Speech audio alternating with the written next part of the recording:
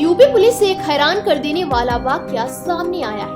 एक गैंगस्टर 35 साल से आजमगढ़ के थानों में होमगार्ड के तौर पर तैनात रहा। उसकी बकायदा ड्यूटी लगती रही और मानदेय भी मिलता रहा, लेकिन पुलिस महकमे को भनक तक नहीं लगी कि उसके बीच एक अपराधी काम कर रहा है। उनके भतीजे ने जब पुलिस में शिकायत की तब मामले की जांच शुरू हुई।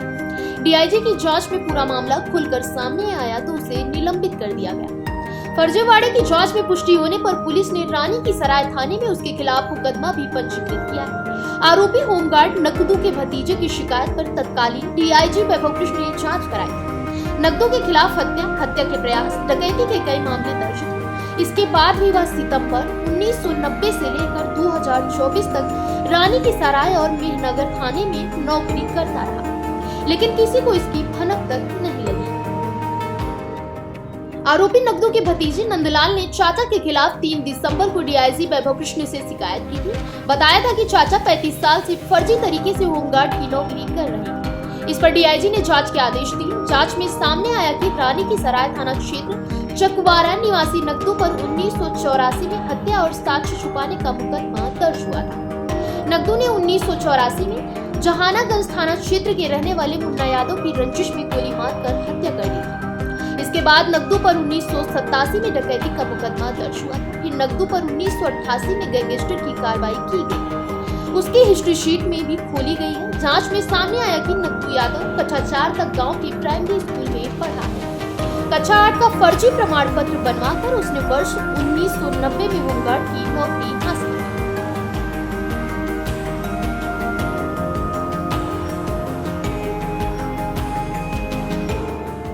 देखिए, थाना रानी की सराय में एक प्रकरण सामने आया था जिसमें अपराध संख्या 326/24 में एक अभियुक्त नंदलाल उर्फ नकदू है, इनकी गिरफ्तारी करके इनको जेल भेजा गया था, जो कि आपस में इनके पड़ोसियों में मारपीट हुई थी और उसी में मारपीट में इनको गिरफ्तार किया गया था।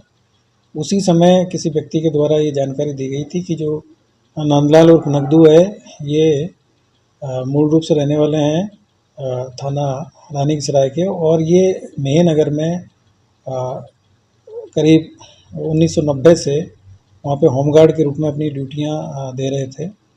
और ये जानकारी मिली थी कि इनके ऊपर 1984 से लेके और 1989 के बीच में काफ़ी मुकदमे पंजीकृत हुए थे और इन पे ऊपर गैंगस्टर एक्ट की भी कार्रवाई हुई थी। और उसके बाद में ये अपना नाम बदल के और अपने अभिलेखों में इन्होंने परिवर्तन करके और 1990 से ये होमगार्ड के रूप में भर्ती हो गए थे और तब से लगातार होमगार्ड में ड्यूटी कर रहे थे। और ये रहने वाले थाना रानी की सराय के हैं और उनकी जो ड्यूटी है वो मेहनगर में लगती थी अक्सर। तो इस तरीके से इन्होंने अपना डॉक्यूमेंट्स ही कक्षा 4 तक ही पढ़े हुए हैं, तो डॉक्यूमेंट्स में भी इन्होंने जो फर्जी डॉक्यूमेंट्स लगा के इन्होंने नियुक्ति पाई थी। और ये तब से लगातार अपना नाम परिवर्तन करके और वहाँ पे मैनेज कर रहे थे। इनका थाना जो रानी की सराय में इनके विरुद्ध में HS भी इसमें खुला था। इनका HS 52/A है और ये इनकी HS है वो 1988 में खुली थी और तब से ये HS के रूप में इनका जब से वहाँ पे सत्यापन भी होता रहा था बीच बीच में, लेकिन चूंकि इन्होंने नाम परिवर्तन कर रखा था और अपने दस्तावेज है उसमें भी फर्जी इन्होंने दस्तावेज लगा रखे थे, तो इनकी जानकारी नहीं हुई थी।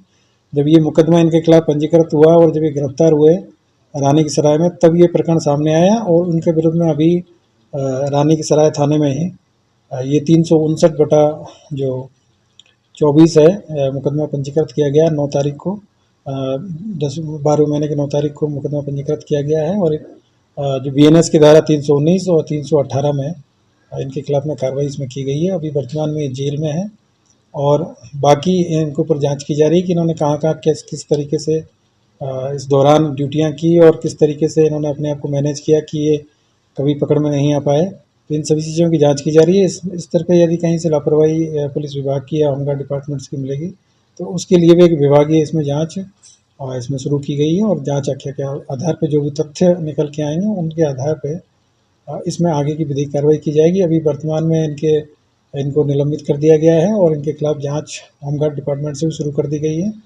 और इनको वहाँ से बर्खास्त करने की कार्रवाई है वो की जा रही है और अभी वर्तमान में जेल में है। और इन्हीं सभी आधार पर इनके खिलाफ में अन्य जो भी आगे की जो विधिक कार्रवाई वो भी की जाएगी।